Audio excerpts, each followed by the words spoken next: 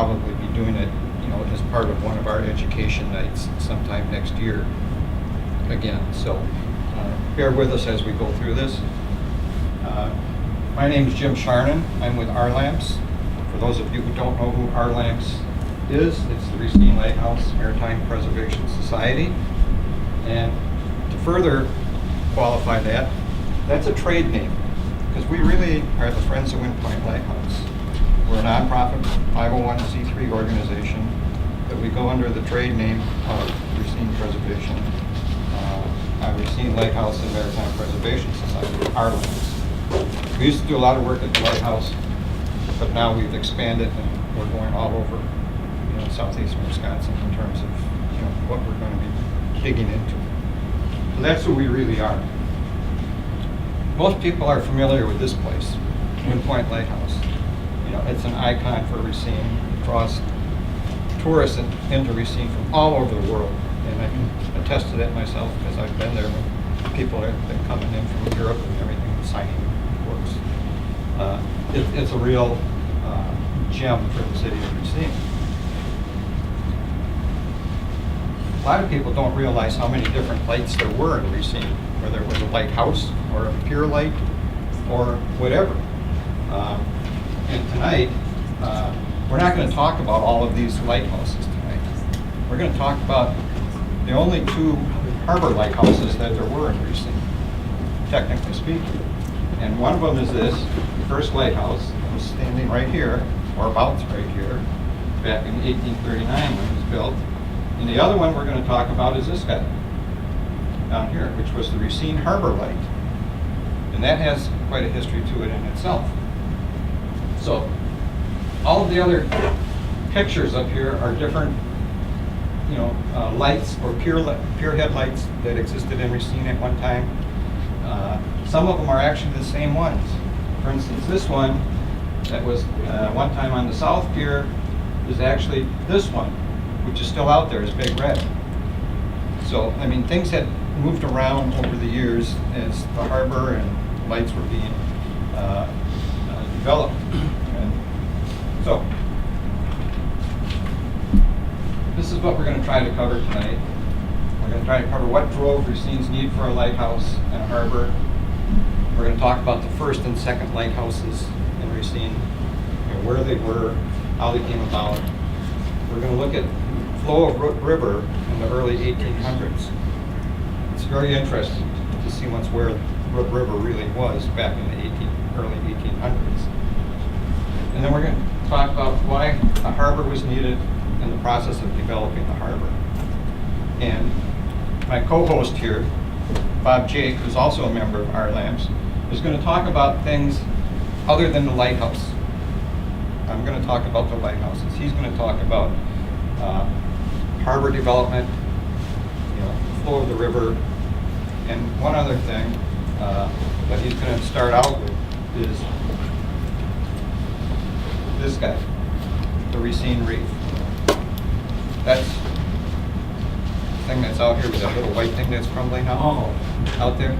This is the Racine Reef. I wonder what that was. So Bob, I'm going to turn this over to you and let you talk about this for a few minutes. Okay, my name is Bob Jaeck. I'm with RLAMPS, and I'll be referring to my notes quite often because there's just so much material. So you'll hear me hesitating sometimes, and Jim and I are going to go back and forth. This is the first time we're doing this program, and we're going to be presenting a lot of new information that really hasn't been told before, some of these stories. But like Jim said, we're going to start with the Racine Reef, which is right outside here. It's about a half a mile wide, and it's a little over a mile long. And if you look out in the harbor someday, you'll see a green can. That's the west side of that reef. And where that concrete structure is out there, that's the east side. So that gives you an idea of how shallow it is. In spots, it's just a few feet deep. Now, that's a picture I took from one of my inflatable boat, and that's water there's only like 4 feet deep. And that's over a mile from shore. So boats today still hit that thing. And when we use the term reef, a lot of times we think, well, it's just a bunch of rocks that have piled up or something. This is actually a true coral reef. from when this was a shallow water ocean over 400 million years ago. And so when I would go out there scuba diving it, even though it's fossilized and things, it still looks similar to a coral reef in many places. It's very, very interesting. And the government knew about this reef as far back as 1839, that they were warning mariners about it out there. A lot of these early ships, they didn't have GPS or anything, so they would follow the coastline to navigate, and then some of them would pile up on that reef. The first ship or vessel to pile up on that reef was the McFarland in 1841. That was a schooner. There might have been other ones in there, not all these have been recorded, but just in my records alone, I have over 80 vessels that have piled into that reef. The last vessel that piled up in there was the Penobscot, and that was in 1904. So between 1841 and 1904, over 60 ships hit that. And today, it's pleasure craft now. So as all this basically carnage was happening, the government was trying to figure out what can we do for the least amount of money to have ships not pile up on there. From the 1850s to present day, there's always been buoys out there. And that's one of the methods they use to warn mariners to, use caution around this reef. One of the most famous vessels to collide with the reef, and it was a total loss, was this one. This is the Merchant. And this was built in 1861 by David Bell. And what's significant with this wreck, if you look at a Great Lakes timeline of points of history in the Great Lakes, the building of this vessel was one of these ships. This was the first iron-hauled commercial vessel on the American side of the lakes. It was also a coal burner, one of the early coal burners. So from here down, this was all iron, and this was wood then. This ship was over 200 feet long. This was, I believe it was 230 feet. So if any of you ever watched that show, Deadliest Catch with the crab fishermen, the biggest boats on there are around 100 foot. So this boat's twice as big as what's on that show. And that boat ran on only one run for 13 seasons, and that was from Buffalo, New York to Chicago. And it was running aground regularly. But anyway, in 1875, in October of 1875, it was heading back out of Chicago to New York, and it ran aground on this reef. The fall winds came up, and this thing just broke apart. It was visible from shore for over 5 years to the citizens of Racine here. They could see this thing. And the salvagers were out there. Sometimes they had up to 8 divers at a time salvaging this. And how they did it was they would put charges of dynamite in there and blow pieces of this apart.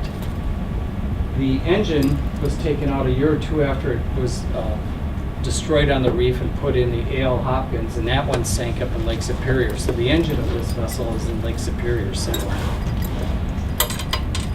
That just gives you an idea of the carnage that was taking place out there.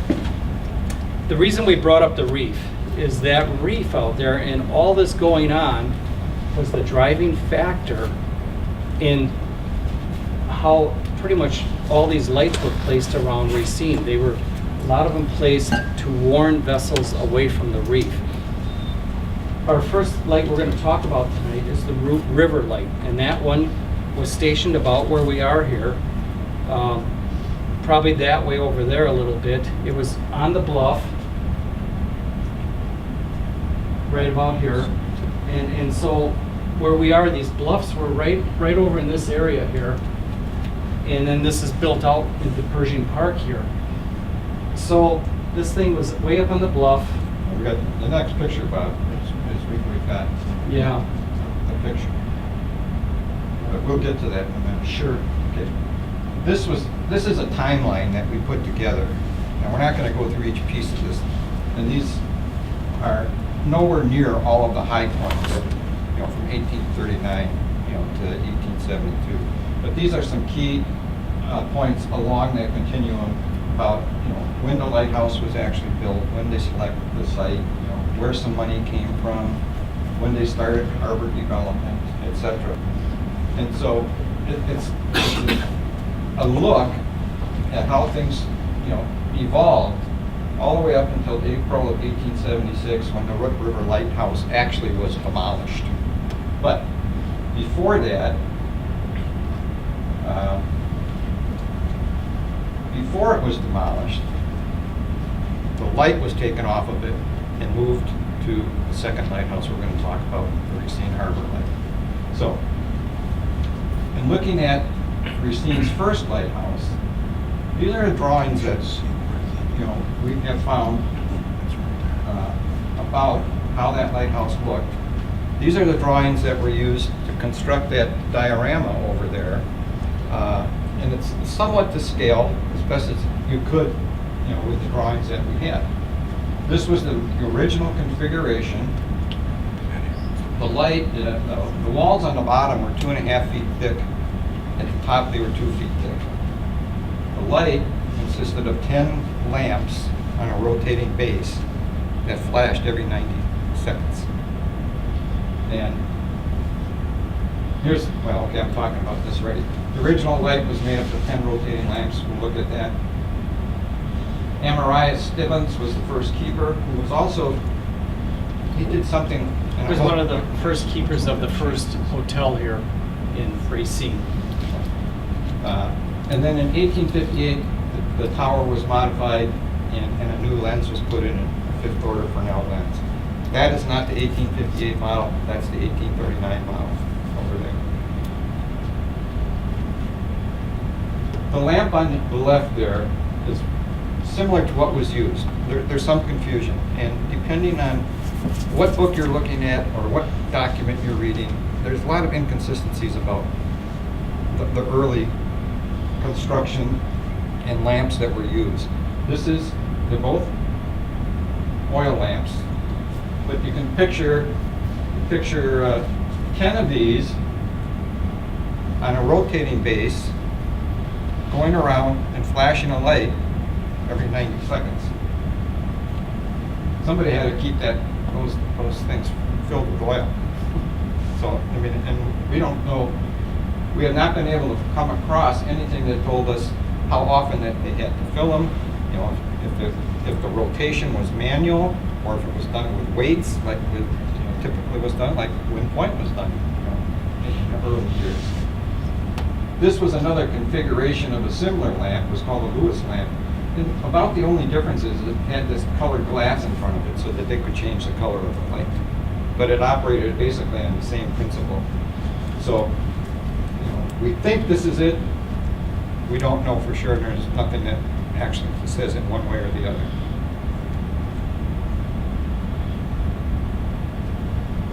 In 1858, they remodeled the lighthouse.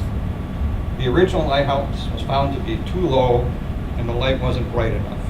It wasn't showing out far enough. And so the government authorized, a rework of the tower. They raised it 6 feet and they put in fifth order Fresnel lens.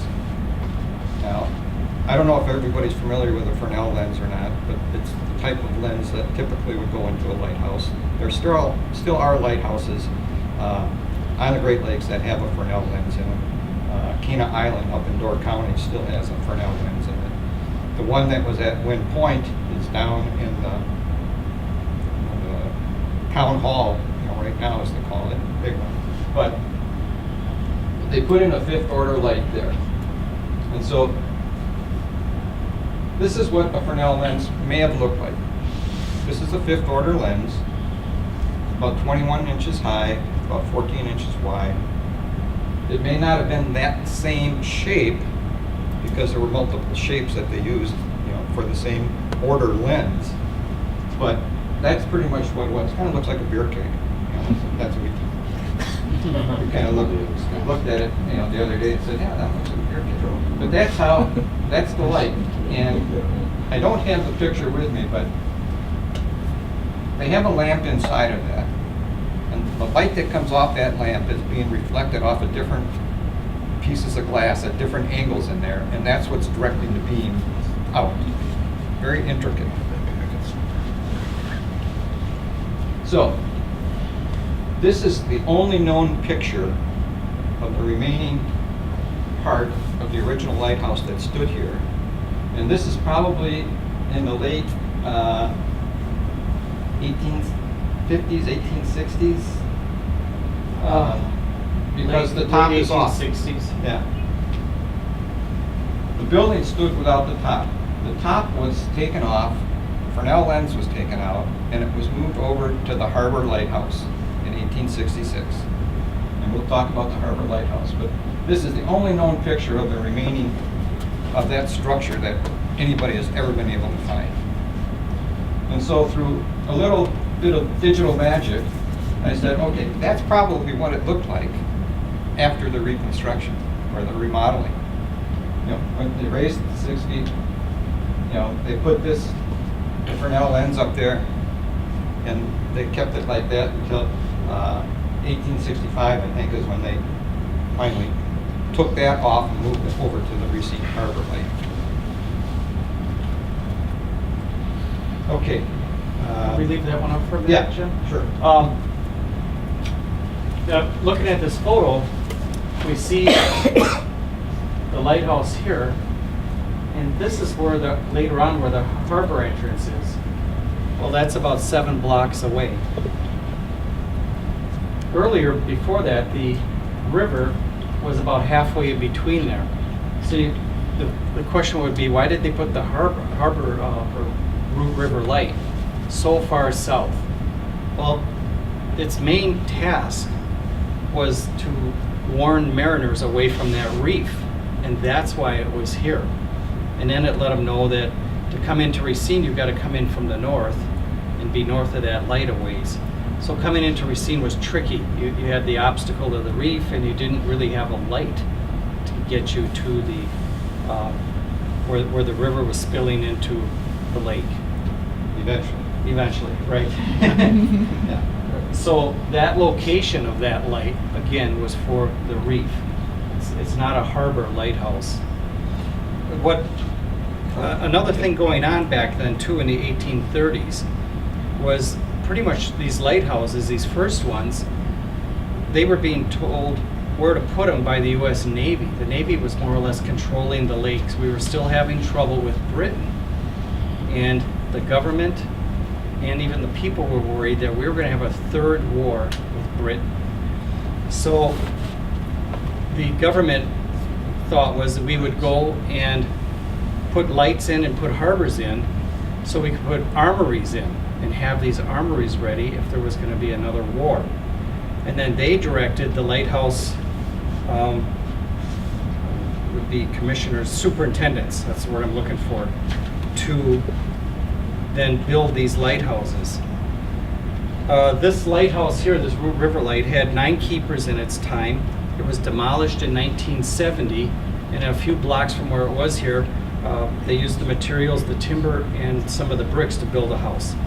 And then that was knocked down later, and what happened to that, we don't know. Okay. Go ahead. You're running ahead. Okay. You're talking about some of the things coming up. This is the harbor light. This is the light that replaced the river light. And actually, this was built on a crib, you know, off the shoreline. And to this day, this building is still there. Now, to give you an idea of how this actually was, because you look at it and you kind of say, well, that's shoreline's right there, whatever. But you know, here's another picture that really gives you a glimpse of this island that they built out off the shore. And at this point, there was, this is a later picture, but initially there was just this little, pointer in. This was probably the extent of the pier that was out there at that time. This whole 400-foot section here with a catwalk was put on later in time, but the purpose for putting this picture up is to show you that this thing is sitting out here on this crib. You know, it looks like the privy out there dumps right into the lake, you know, so, I mean, it's right. That wasn't uncommon back then. No, And you could fish at the same time. So, anyway, so the Herbert Lighthouse, you know, had this was the lens that came off of the River Lighthouse, and, you know, Bob and I have talked about this, and we think it might have even been the top, not just the lens, but the room itself, because it looks so similar to what was on the river light, and from the drawings of the reconstruction or the raising of it. So, here's another picture that gives you an idea of how far out it was. Here's the shoreline. Here's that lighthouse out here. There's that catwalk. And this is again a later picture when you've got some of the North Pier in here, and you got some of the South Pier going in. And this is a dredge out there digging the channel deeper so that ships could get in easier. So it sat out there. Now, it looks like it's offshore and everything like that, but today, that building sits right there. That's still the building. It's right at the end of the Pew properties. The Coast Guard boat station was right next to it, which incidentally is another interesting story because that was originally built on pilings and then later put onto solid ground. But this still is there. And you can see what they did is when they put that long catwalk out and put pier headlights out there, is they took the lighthouse here, capped off the light, expanded it, and it became the keeper's quarters for the pier headlights. So that's why you have this extension up here on both sides, because they made living space for the keepers out of the lighthouse. So it's still there. It'd be a shame to see this go to the wrecking ball because it's really a piece of history. It's really only one of two actual harbor lights that we had in Racine. All the rest of them are pier lights or whatever. This is actually was a harbor light. It was marking the entrance to the harbor. Okay, speaking of harbor, Bob is going to talk a little bit about harbor development. So I'm going to put this next slide up, Bob, to kick you off. All right. This is an early picture of what the river looked like. You can see it would spill out here, and this would be Lake Michigan. Pretty much most of this was 6 to 12 feet deep, so there was enough depth in there. And just look at my notes here. Yeah, but then you, oop, jeez, hitting the wrong. Goes fast, too.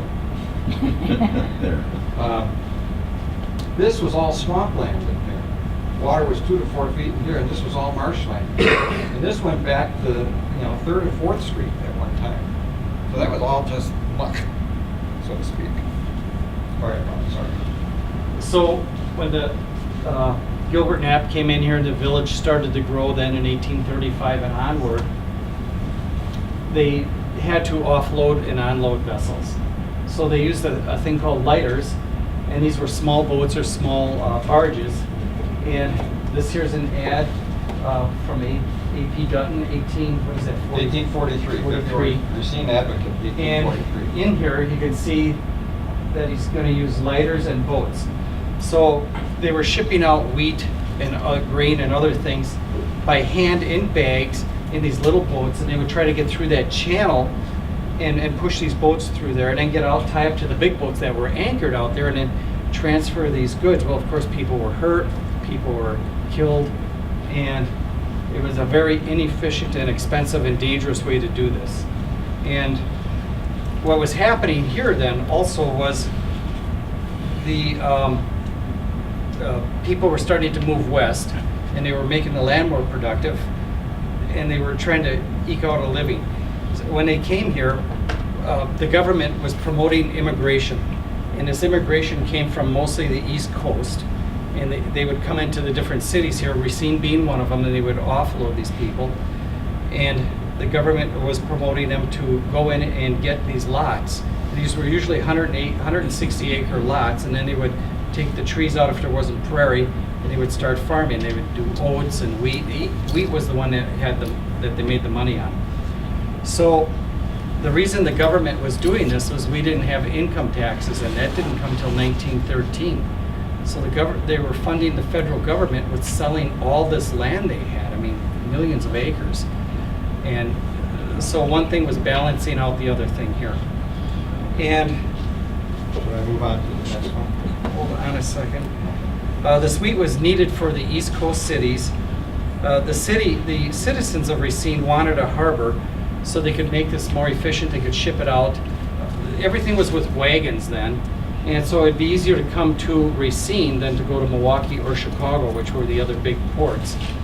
And before there was, as soon as there was talk about a harbor, there was talk about a road. And the road actually went in fairly quickly. Gilbert Knapp was one of the investors in that, went all the way out to Beloit. So they were building this infrastructure, and of course it's not a road like we know, it was just cutting down trees and it was a mud trail.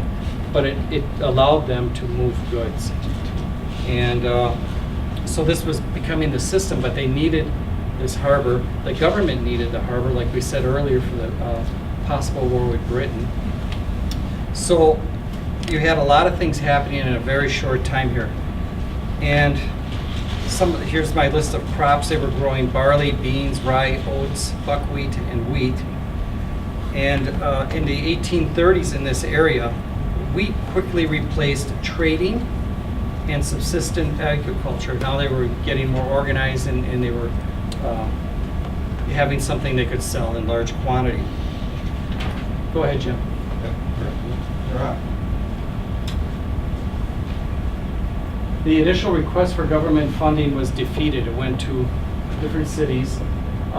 The people of Racine and west of here, they had meetings. Some of them were in Burlington and such, and they were putting together, taxing themselves for a period of time to start to help pay for a harbor here.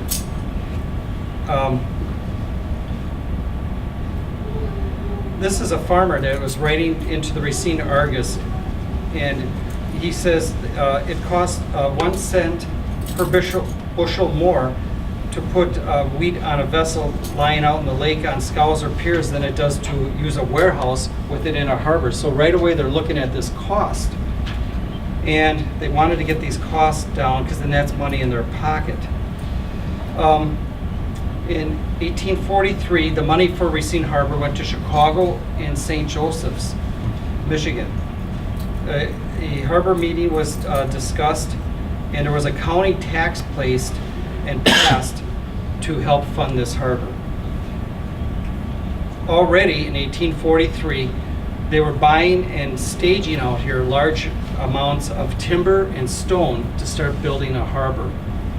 And then in 1843, a steamer came in here. It was called Great Western, and it dropped off machinery for a pile driver. That was the first thing they needed to start putting in harbor piers, was something to drive these piles down to build these piers up on.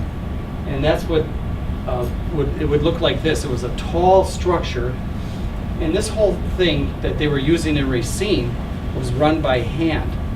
So they would pull on ropes, and then it would lift a weight, and then they would let this thing drop, and it would drive this pile down. And it had to be just back-breaking work. And if a citizen in Racine couldn't afford to pay the tax, they could offset that then with their labor, probably running this thing, which sounds to me like it would have been just miserable. So the first pile for this harbor was driven in June 24th, or June 24th, 1843. And they were putting them in pretty quick. And as they were putting these piles in, they were also building these crib things, roughly 12 by 12 out of timbers that they would then fill with rock. But of course, when they were starting, they were starting up on the beach. And so you can kind of see in this picture here, it looks like this is where they are. This is a dredging operation. This isn't a pile driver, but you can see they're trying to work their way through the sand and make kind of a straight cut. And I think we can show later in a Yeah. picture. Yeah, that's coming up. And so by July 12th of 1843, so in about a month, they already had put in 180 feet of pier, of North Pier. And by the time they got this 180 feet in, there were vessels already starting to use this pier. So by July of late July of 1843, one of the first steamers, a small one called the Toll Bridge, came in and tied up and used that pier. And they had guests come down from Milwaukee to see the work being done. They stayed overnight in the hotel and then went back. But almost immediately they were getting use out of this thing. Here's your map. Okay, so this is where the Root River went out. And then they made this straight cut here, so they went quite a bit north. And then the lighthouse, you know if I got it right, Jim, was about here? It's still down here. Here, okay. Right there. Still marked. That's where the lighthouse is. That's where the lighthouse was. There again, like we said earlier, to mark the reef, not the harbor entrance. So all this work is going on here, cutting through that sandbar and building out into the lake so they could get ships in here. Yeah, and it's this little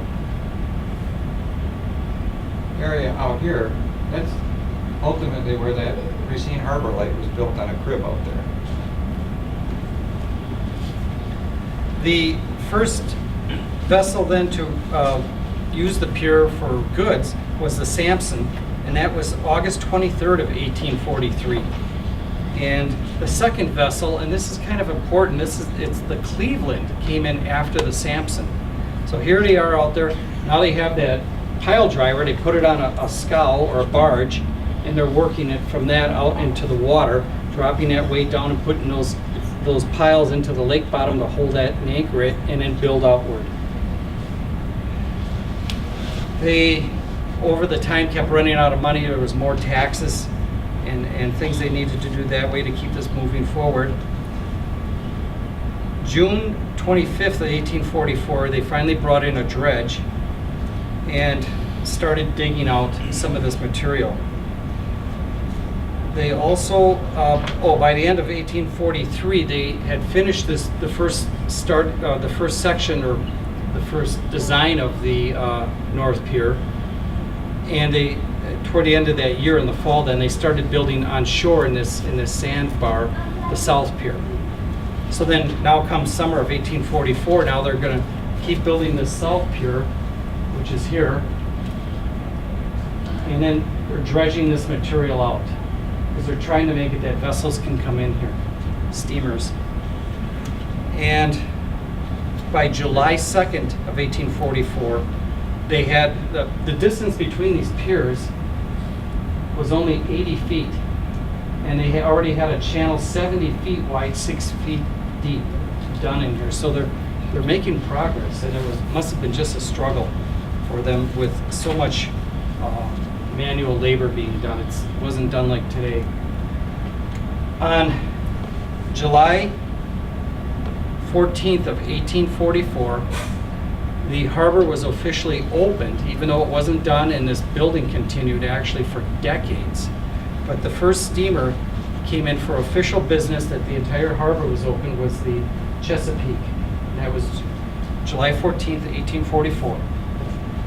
And they say, well, it was a small steamer. It was actually over 400 tons, so I mean, that's pretty big. And it was a regular here in Racine, and a paddle wheeler. And the reason they used paddle wheelers so much early in the Great Lakes was that so many of these harbors were not developed. These paddle wheelers could run in shallower water than propellers could. So it was the right machine at the right time to do the job on the lakes here. When it came into Racine that day, most of the people, it was a Sunday, they were in church. Over here on 6th Street, they fired off a cannon to let the town know that the Chesapeake had arrived. Everybody bailed out of church, and some of the people partied for days.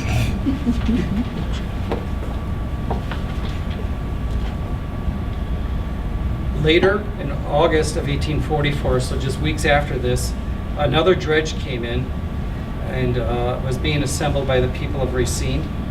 One of the things that's also happened here, they found where they were digging this channel, there was a large rock.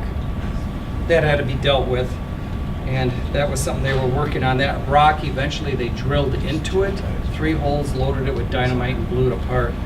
And they got that out of there July 15th of 1845, the next year. Go ahead, Jim. No, I'm waiting for you to get to the third point here about, The shore piers? yeah, the lives that were lost. Okay. Earlier I mentioned that the second boat to tie up and to use that pier was the Cleveland. Well, one of the things when we were preparing for the show, and it's not in any of the Great Lakes or any of the books I've saw here in Racine, is there was actually 3 lives lost in building these piers and extending them. And in 1856, there was 3 men in a boat full of rock. It was a smaller boat, and they were rowing out to put more rock into these cribs. That vessel, the Cleveland, had come in, done some business, and was leaving. And when ships or boats move, there's always a little wave behind them. Well, this little wave came by with these guys with this little boat loaded with rock and sunk the boat, and they went down with it. And they never recovered the bodies that we could find. So actually 3 people died in building these piers that we are aware of.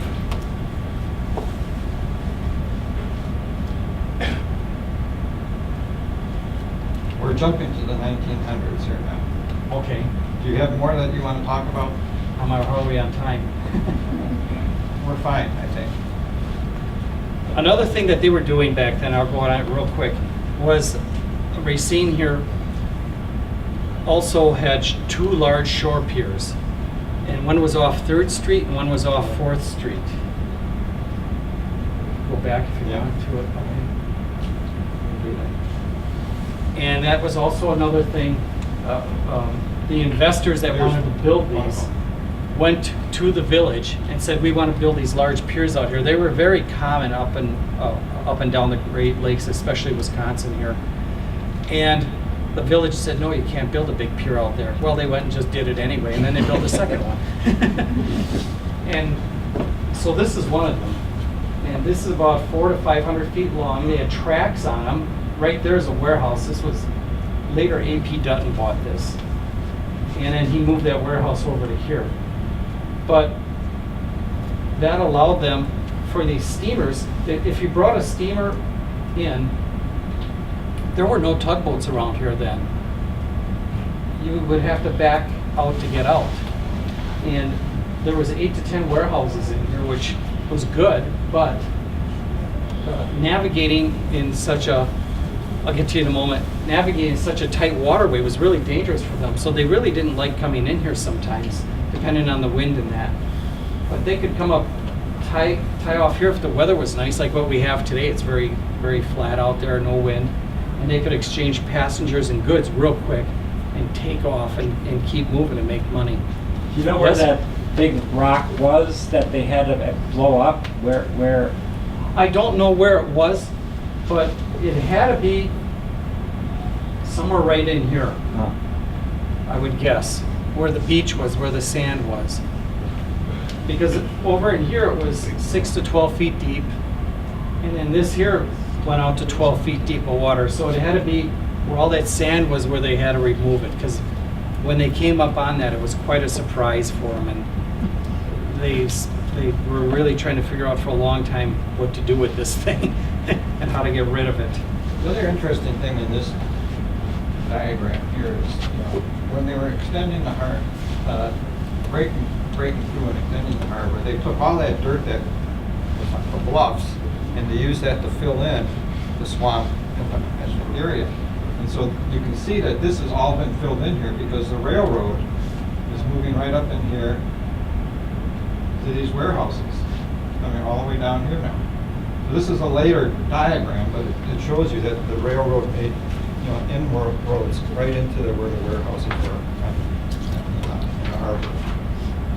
I found an article in getting ready for this show where a man named E.W. Leach, he was in the 20s, a local historian, and he was trying to record a lot of stuff from the old timers, and he found a gentleman that had worked on one of those piers, and he was explaining to him, I don't believe those two shore piers were around very long.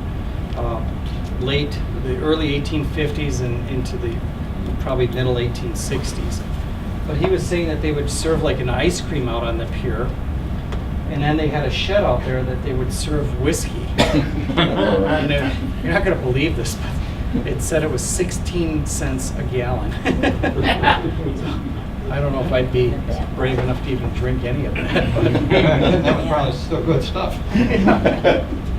But you just mentioned, Jim, the railroads. Yes. The first trains or locomotives that came into Racine came by steamship and were offloaded, and that was in 1854. So now that's about 10 years after they started building this harbor. And the first one they had named, let's see, where is it? The Tiger. I don't even see it here. But the first one was the Tiger. The second one was the Beloit. And You want me to go back to that picture? no, that's okay.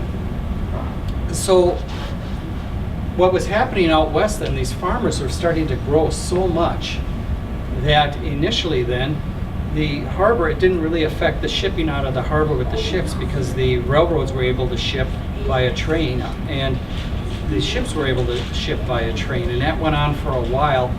And then the harbor started kind of a decline then of shipping in the late 1870s. A lot of it was from a small depression and from the effects of trains then hauling more than the ships did. Okay, Jim. Okay, so now we're jumping forward to the early 1900s in the harbor breakwater piers. So these are the piers right now that, you know, I grew up in Racine. I called it the North Pier. This was the South Pier. Those were always the North and South Pier to me. But actually, the North Pier and the South Pier were, you know, coming right off of the river as it went into the lake here. They were demolished at some point later on when these breakwater piers were put in. And you can see now you've got the stones out here and the breakwater piers. You've got pier headlights on them. I think Big Red, didn't that end up over here someplace, Bob? Well, it originally was here on the South Pier. Right. And then they barged it over to the north, and he took the light. First that light, that fourth order was here at Groot River Light. Right. If I'm wrong, Ken and Barb, let me know. You're good. And You're good. then they took it over to the Racine Harbor Light, and then it went over and it was in, at the end of this pier, I believe, a North Pier. And then later in 1910, when they started building this, then it was moved over to about here, I believe. And that structure is still there. Yeah, So it's moved twice, right? The other interesting thing here is, you know, we're showing another picture of the Racine Reef, you know, as it almost is today. But here's where the can buoy was. Here's where the Racine Reef Lighthouse was located, way out here on the east end. And then earlier on, there was this Pintesh light out here. This predated the Racine Reef Lighthouse, and that was just a gas-powered or fuel-powered light out there.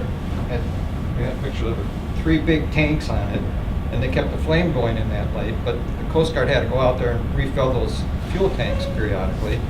And when the lake got kind of rough, you know, it didn't work out real well because it put the flame out. So then they took and built a structure on top of that to raise the light, and that eventually didn't work out either. Very interesting though. On our website, we've got a video of a dive around that reef that Bob did, and there are still pieces of that Pintesh light laying down there that you can see. Some of the iron, you know, that was down there. You can still see some of the corner blocks down there. It's an interesting, you know, video. It just is a dive right around the reef. You can see all the rubble that was out there to form the base for the crib that they used out there. There's more rubble going out there right now. If you look out there at what's there right now, it's crumbling. So, okay. So, this is, it's kind of a modern picture, but not a modern picture. I mean, there's, certainly we don't have Reef Point Marina here or anything else like that, but you can see in the early 1900s, wasn't it 1910 or something that these breakwaters? They call it were the made? Arrowhead Breakwaters. Yeah. Somewhere's around 1910, I think it was. That they started building those. Yeah. Yes. So, that's going to pretty much take care of what we formally wanted to present tonight. Like I said, when we started, we didn't want to go into all of the different lighthouses. If you're interested in Wind Point Lighthouse, we've got a tremendous amount of information on our website about it. We've got layouts, floor plans. We've got floor plans for the Racine Reef Lighthouse, the castle one, out there. We've got a lot of different information on our website about Wind Point, and we're building, information about the other lighthouses that existed in the city. So, anybody questions or anything? When did the cold ships start coming into the area? That was later on. I don't know exactly, but it was probably during the Civil War or just after. Are you talking about the great big ones that used to dock down here by? Yeah. Yeah, well, I grew up, I was in the 50s and they were coming in the 50s. But I don't know how much earlier than that they were, because, Pew's big iron contraptions up there for loading and unloading were still there when I was growing up there. And those big boats would come in, they'd sit there, a lot of pictures of those that were around and available. The other thing that's amazing is, if you look at some of the old pictures, how far up the river some of these big schooners went. I mean, you go there now and you look and say, how the heck did that get all the way up here? They were big boats back then. And we have, again, some pictures and just in the process of completing a video. We have an exhibit out at Real Racine.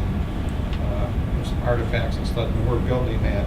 And we're going to be putting a digital frame out there that has some programming on it, one of which is just a bunch of historical pictures of Racine's maritime development. A lot of pictures of Wind Point. We've got actually a video of a climbing Wind Point, which is on our website also. If you've never climbed the Wind Point Lighthouse, you can go to our website, click on it, climb it, go all the way up, walk around the outside, walk all the way down. And we have a program out there that shows all the keepers from Wind Point Lighthouse from the beginning to the end. So a little short write-up about each one of the keepers or assistants or what have you. And there's a couple other videos that we've got out there that we're building. So we continue to evolve this kind of stuff. And for those of you who aren't aware of our labs, we put on these education nights. A lot of times, in the past they've been down at the yardarm, the lodge room in the back. Lately we've been doing them at Dewey's up on the second floor. There's a nice room up there. There's an elevator that goes up there. We've got these programs set for the rest of 2018. We've got one coming up May 10th, which is a pretty well-known one called Basis of Fish Empire. It's about the Empire Fish, family and fishing on Lake Michigan, the demise of fishing on Lake Michigan, commercial fishing on Lake Michigan. In September, Ron is going to talk about the Fish Tuck Palmer, and then in November we've got Todd Gordon coming to talk about the Eastland disaster, which was down in Chicago, I believe. Wasn't it the Chicago. largest loss of life? Yes, Yeah. on the Great Lakes. Over 900 people died on that vessel. That's our programming for the rest of this year, formal programming. We do things as we come up with it. How come they never dealt with the reef, either blew it up or shut it out, or is there something about it that made it impossible or practical? It's Huge. a natural formation, and actually in the last 10,000 years, Lake Michigan has gone up and down by hundreds of feet. And so when the first people, Europeans were coming here, the Native Americans were telling them how it was an island and things out here, there were trees on it and that, and it turns out that was true. Their oral history was correct. It's just below the surface. And in 2012 and 2013, when we had that drought, it was like only 2 feet from the surface, those rocks. I mean, I was hoping the drought would go another year or two and it would kind of become an island again. It would be something to kind of witness. Okay. But that last wreck or ship I said that hit it in 1904, to get that one off, they dumped 400 tons of coal off that vessel to release it off that reef. Some of that coal is still out there. I've seen it. And what stopped the shipwrecks was when they finally built that Racine Reef Lighthouse out there. And since that base has been out there, either with or without the lighthouse, no ship has hit it again. So when they had that harbor light that we were talking about earlier with those piers, that 400 long foot pier had a light out there, and they were continuously changing the combinations of lights on the piers. But when those ship captains were steering in to try to get lined up to come into Racine, they would line these lights up a certain way so they knew they were in the right spot, not too far south to hit that reef, and they could navigate in. Actually, actually, there was a light and wind point that they put up also that beamed to the Reef Point Lighthouse. And as they lined those up, they knew where to go so that they went to the reef. But they were always trying to do it to save some money. So yeah, they have a light coming out of the harbor and a light coming. There was actually, like Jim said, 2 lights out of Wind Point, the main light we see today, but there was a second one aimed at the reef. And if they would get these lights to line up, they knew that they were close to hitting the reef and they were in a bad place. Problem with that is you have daytime, you also have fog and haze and smoke, and so trying to rely on lights wasn't a good way to do it. And it didn't work. These vessels just kept piling on there. Oddly enough, from what I can see, there was no lives lost from these 60-some ships that piled onto the Racine Reef. The only place out there that there was a life lost was one of the lighthouse keepers in 1918, William Larson, drowned out there. He was rowing to shore. Right, his duty He had was in a ended. small boat, he was coming to shore in not too calm waters. And then he was capsized. But the reef is going to stay there, and at some point, someday, it'll probably be an island again. The lake is constantly changing levels, so. I think the lake has come up 3-4 feet in the last 2 years, hasn't it? Yeah, the experts said it would take decades from the drought for it to do that. It did that in a couple of years. Proved them wrong again. Yeah. So, any other questions? Yes, The light over at the Heritage Museum, yes. which lighthouse is that one from? That was from the Racine Reef Lighthouse. Yes, that's the light, the lens from the Racine Yeah, right. Reef Lighthouse. The lens, yep. Yep, that's the Racine Reef Lighthouse. And it has that kind of, The glass. the style of the glass. Yeah. Prisms. It's Yes. prisms. It's a Fresnel lens. Yeah, Fresnel lens, right. Yeah, 'Cause I love going over there sometimes and just looking at it. yeah. That's probably maybe a 4th or 5th order Yeah. lens, Huh. because it's not that big. And they were It's making probably those. almost like the beer, keg of beer. Yeah, that's what I kind of, Yeah, I think it might be It's not even that a big. 4th or 5th order. And they were making those lenses up until World War II. Until I believe it was the United States bombed the factory that made them. And that ended it. I believe I'm right on that. That ended it. Is that the correct pronunciation? The S is silent? Yes, Fresnel. Okay. I've been mispronouncing it for, I hate to tell you how long. Yeah. Probably 9 out of 10 people mispronounce it. Yeah, another If you had some French, you'd probably know. another interesting thing with history was in the 1820s and 30s, the government and the people coming in were so worried about Britain, another war with Britain, and Britain kind of deserved some of that worry because they were creating a lot of mischief. Even though we beat them in 2 wars, they were up in Canada and they were still creating some trouble down here. But fast forwarding ahead, when you get between the wars of World War I and World War II, so you're looking in the 1920s and early 1930s, most of Britain's war games with their navy was aimed at fighting American warships. They thought they thought that their main enemy to beat in the future was going to be the United States. So this animosity continued actually for Between the a two long wars. time. Between the wars? Between the two wars, right, Tom? Yes. I was out in Whidbey Island off Seattle a year or two ago, and there was huge, big concrete piers, or not piers, but bases of gun turrets. And you wonder why in the world are there? And they said, well, we're afraid English were going to come down from Canada and come into Seattle. Correct, and they Right. were Yeah. making mischief. It wasn't Yeah. like it was something that they were just thinking would happen. There was actually some stuff It going was a on. huge naval base. Yes. Well, there's still a naval base there. These old encampments, there's these old, I can't say the word, Emplacements. emplacements, yeah. Yeah. I think, as I remember, we're 1870, 1880, something like that. Mhm. Yeah, that would have been about right. Well, I'm not sure about this, absolutely sure, but I think that the vigilance for Canada went up until like 1940s, and into just in the beginning of World War II. Right. And that's when tensions eased or trusts developed. I think it was under the Roosevelt administration that they finally said, okay, we'll trust you guys. Well, they needed us then Yeah. because they were on the ropes. Hitler had them on the ropes. So, And then we were their friend. Cousins, the cousins. Yes. Okay, if there are no other questions, we want to thank you for coming tonight. So Thank you. closing Thank you. gift. We have some brochures over there, some Our Lamps brochures. Feel free to pick one up or grab one. Tells us a little bit about our organization. There's a membership.